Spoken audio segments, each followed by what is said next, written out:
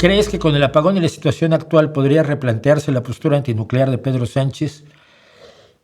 No lo creo, pero lo deseo vivamente, lo deseo intensamente. Sobre todo, de lo que se ha venido hablando ya en las últimas fechas es en el aspecto económico. Y el aspecto de que son las eléctricas las que instalan las nucleares y que fueron las propias eléctricas las que pactaron el cierre de las nucleares y ahora no quieren. Y Pedro Sánchez ha dicho, si quieren cambiar el calendario de cierre de las nucleares, adelante, háganlo.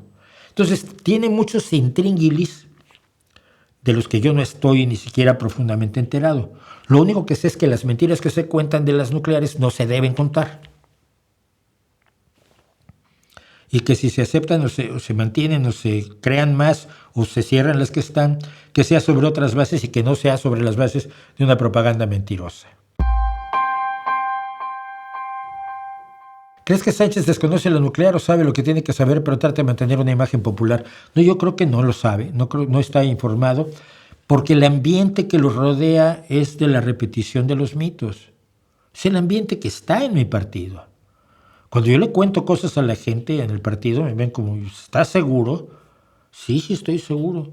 Pero no murieron 150,000 personas en Chernóbil. No, murieron 150. No hay más muertes registradas directamente por Chernóbil. Bueno, pero entonces en Fukushima sí. Fukushima hubo un muerto, pero se cayó en un andamio. No fue por la radiactividad. Bueno, entonces, ¿cuál es el problema? Ninguno. Si lo haces bien, no se hace mal.